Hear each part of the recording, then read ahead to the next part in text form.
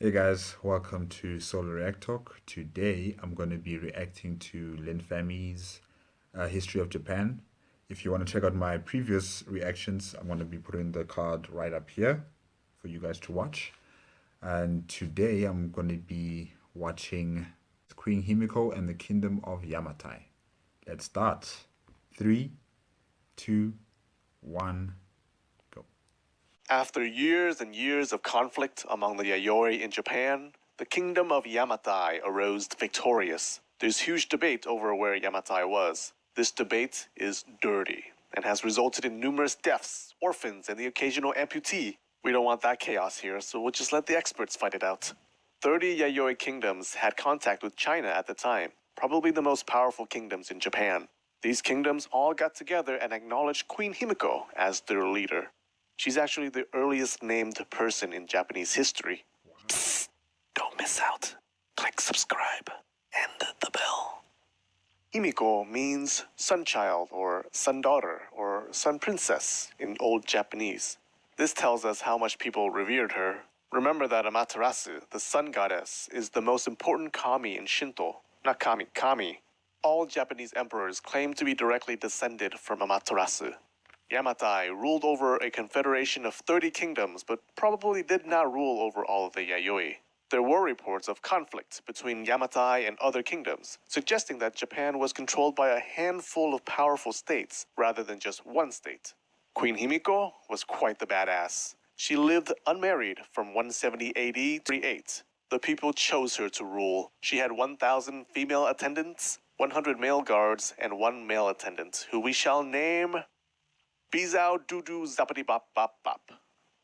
So Bizao Dudu Zappity Bop Bop Bop served her food and served as the link between her and the rest of the world. Why did she need that communication link? She was a shaman and lived isolated from the people, choosing to practice shamanism and converse with the kami. Her palace was walled with lookout towers and armed guards. Bizao Dudu Zappity Bop Bop Bop relayed her commands and wishes to the outside world. Now, this is not written, but he may have been her lover. Think about it, an unmarried queen having one guy who always served her food. It's a good chance they were lovers. Does this matter? Not really, but it gives me an excuse to draw nice things. She also had a younger brother who, according to the Chinese, either handled affairs of the state or shared the responsibility with her. So it seems like her brother actually ran the kingdom and she mostly lived in seclusion. This is where we should remember that this history was written by the Chinese. The Yayoi had no writing system. At the time, it was common for Japanese rulers to not meet with ambassadors from other states, and instead choose an underling to treat with foreigners. So it's possible that the Chinese mistakenly thought her brother ran the kingdom politically, because they only interacted with her brother and not directly with her. Hard to say which was true. We should also understand that even if she did only handle religious affairs, that didn't mean she was just a figurehead and less powerful than her brother. Oh no, shamans had ultimate power. The Yayoi were deeply religious in everything their shaman said.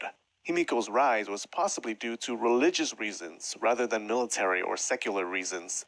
She took power during her early teens, and so did a female leader that came after her. This lends credence to the idea that Himiko's power was derived from religion, at least initially.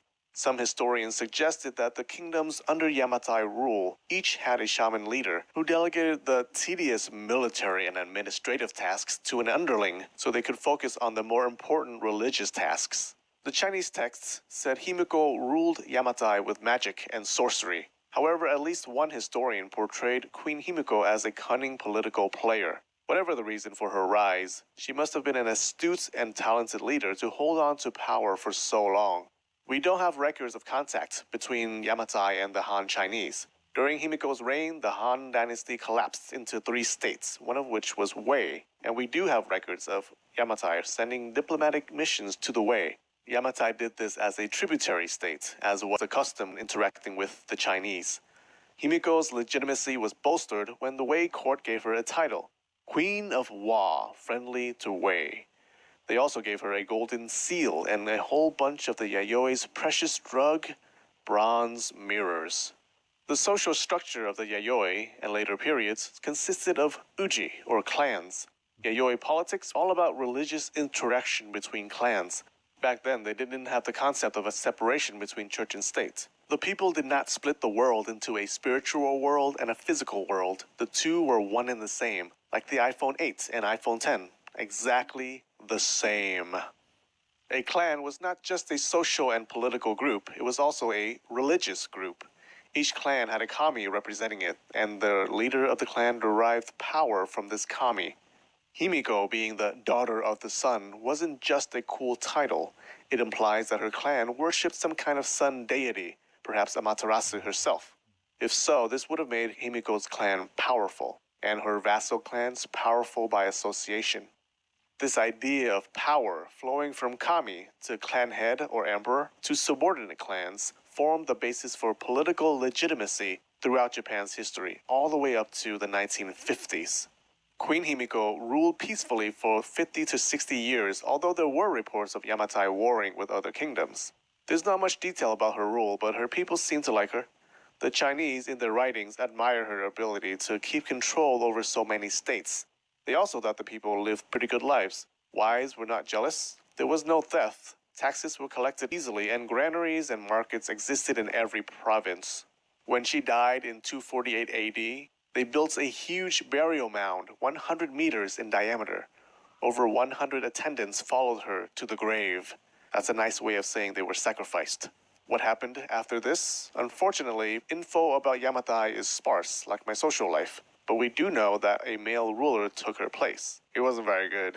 Chaos and infighting rocked the kingdom until a 13-year-old girl named Io, a relative of Himiko's, took the leadership role and restored peace. And after this, we don't know. There are no records. How frustrating is that bullshit? Did Yamatai end? Is Yamatai the same as the Yamato state that eventually became Japan, or were they unrelated? See the next video to not find out because we don't f***ing know. Hey you! I want to give a shout out to a commenter who sent me his audio series on Japanese myths called Japan, a Mythos Symphony. And it's great, I think you'd like them. I put the link in the description. Show him some love. Well, I guess that's it for today's episode. Well, how many female leaders have led Japan? You know, I'm wondering right now. I mean, I've always heard about the emperors of Japan, you know, but I've never heard of Queen Himiko and Queen Io, who was a relative of hers.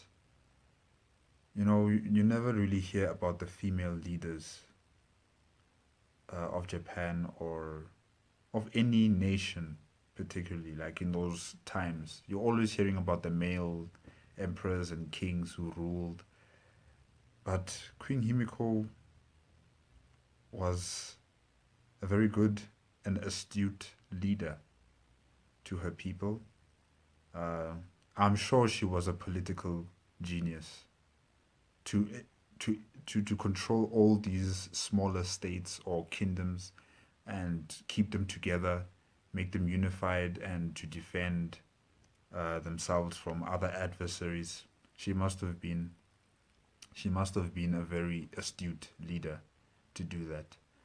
And her brother, maybe he did have a political station of some sort, but he was not, I don't think he was the leader.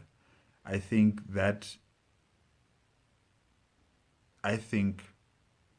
that was maybe the Chinese way of, you know, trying to cover up that